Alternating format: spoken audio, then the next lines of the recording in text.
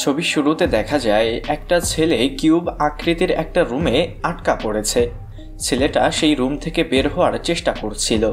তখনই তার সামনের দেওয়াল থেকে কয়েকটা মেটালিক বস্তু তার দিকে এগিয়ে আসতে আসতে তার শরীরে ছেদ করে চলে যায়।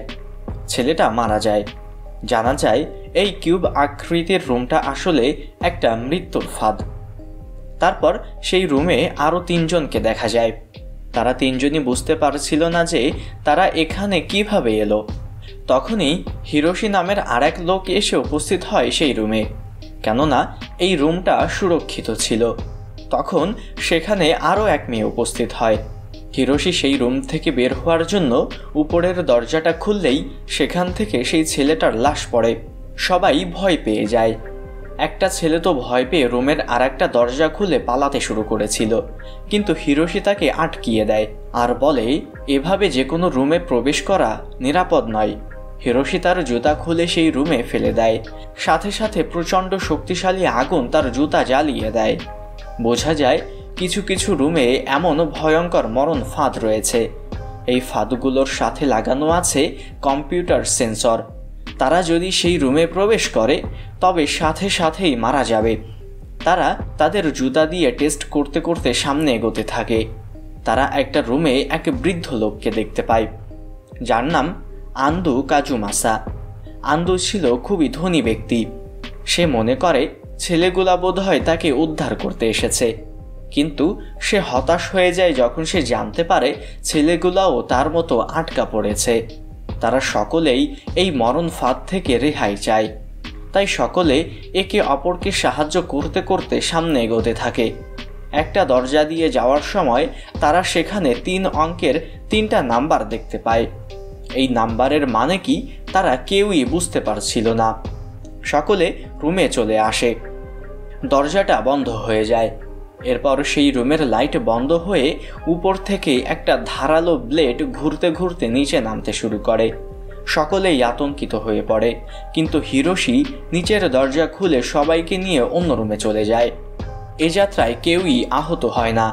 হিরোশিও বুঝে গিয়েছিল জুতা দিয়ে চালাকি করার পালা এবার শেষ। এখন তাদের নতুন কোনো উপায় খুঁজতে হবে। তাদের মধ্যে একটা ছেলে ছিল, শিহারো। ছেলেটা ছিল খুবই শিক্ষিত। সে বলে প্রতিটা রুমের দরজায় একই ধরনের সংখ্যা লেখা, তবে একটা দরজায় ভিন্ন ধরনের সংখ্যা ছিল। সে সংখ্যাগুলো হিসাব করে একটা থিওরি বানায়। সে বলে ওই রুমে কোনো ট্র্যাপ নেই। সে নিজের থিওরি প্রমাণ করতে নিজেই সেই রুমে লাফ দেয়।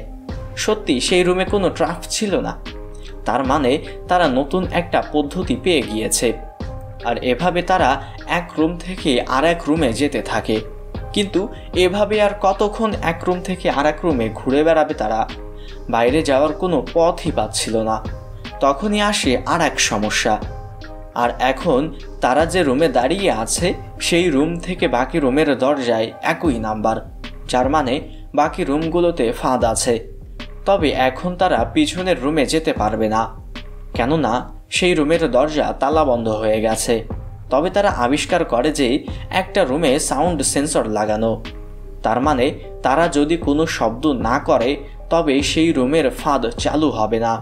তারা সকলেই সেই রুম পার করে আর এক রুমে চলে যাচ্ছিল, কিন্তু একদম শেষে একটা ছেলের হাত থেকে তার জুতা সেই রুমে পড়ে যায়। ফাঁদ চালু হওয়ার আগেই ছেলেটা চলে আসে। তবে বৃদ্ধ লোকটি সামান্য আহত হয়, কিন্তু এবার আরও বেশি দুশ্চিন্তায় পড়ে তারা, কেননা তারা যে রুম থেকে যাত্রা শুরু করেছিল ঘুরে ফিরে তারা সেই রুমেই চলে এসেছে। তারা সকলেই আতঙ্কিত হয়ে যায়। হিরোশি আবারও হিসাব করতে শুরু করে।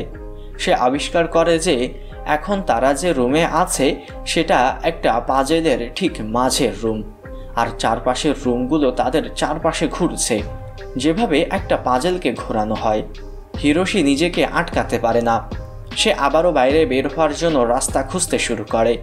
সে বলে আমাকে এখান থেকে বের হতেই হবে, কেননা আমার অসুস্থ স্ত্রী আমার জন্য অপেক্ষা করছে। তারা সকলেই আর একটা রুমে চলে আসে। ঠিক তখনই পাজেলগুলো ঘুরতে শুরু করে। হিরোশি আর একটা ছেলে পড়ে যায় ফাঁদওয়ালা একটা রুমে। সেই রুমে ছিল ভয়ঙ্কর লেজার। তারা নিজেদেরকে লেজার থেকে বাঁচানোর জন্য অনেক চেষ্টা করতে থাকে। হিরোশি ছেলেটাকে সুরক্ষিত রুমে পাঠিয়ে দেয়, কিন্তু তার কপাল খারাপ ছিল। লেজার এসে তার শরীর ছেদ করে দেয়। হিরোশি মারা যায়। তার মারা যাওয়াতে সকলেই খুব দুশ্চিন্তায় পড়ে। সে এবার অনেক বড় একটা হিসাব করে খুঁজে পায় দেওয়ালে দেওয়া নাম্বারগুলো আসলে 3টা সাংকেতিক চিহ্ন। তারা যদি যে কোনো একটা চিহ্ন ধরে সামনে এগোতে থাকে তবে তারা পাজেলের একদম কিনারের রুমে চলে আসতে পারবে। তারা একটা রুমে আসার পর রেস্ট নেওয়ার সিদ্ধান্ত নেয়। তখন আন্দো তাদের বলে, আমরা বোধহয় এখান থেকে কখনো বের হতে পারবো না, কেননা এটা আমার করা সব পাপের ফল। আমি অনেক মানুষকে ধোঁকা দিয়েছি। ঠিক তখনই তাদের রুমের মাঝ বরাবর একটা গেট দাঁড়িয়ে যায়। একপাশে ছিল আন্দো আর ইউনচি। তারা কেউই হিসাবে পটু ছিল না, তবে তারাও হাল ছাড়বে না। আর অন্যদিকে ছিল শিহারো, মাসাকি আর জোয়ান নামের সেই মেয়েটা। তারা 3জনে একটা রুমে উপস্থিত হয়। সেখানে ছিল বড় মনিটর। সেই মনিটরে দেখানো হয় শিহারোর এক বন্ধু হাইপার টেনশনের কারণে আত্মহত্যা করতে ছাদে চলে আসে। শিহারোর কাছে সুযোগ থাকা সত্ত্বেও সে তার বন্ধুকে বাঁচায় না। শিহারো কান্না করতে শুরু করে। মাসাকি নিজেও এই ভিডিওটা দেখে কান্না করতে শুরু করে, কেননা তার সাথেও এই পৃথিবী খুব নিষ্ঠুরতা করেছে। অন্যদিকে আন্দো আর ইয়ঞ্চি জুতা ফেলতে ফেলতে সামনে এগোচ্ছিল। আন্দো তখন ইয়ঞ্চিকে বেশ চড়া কথা শোনায়।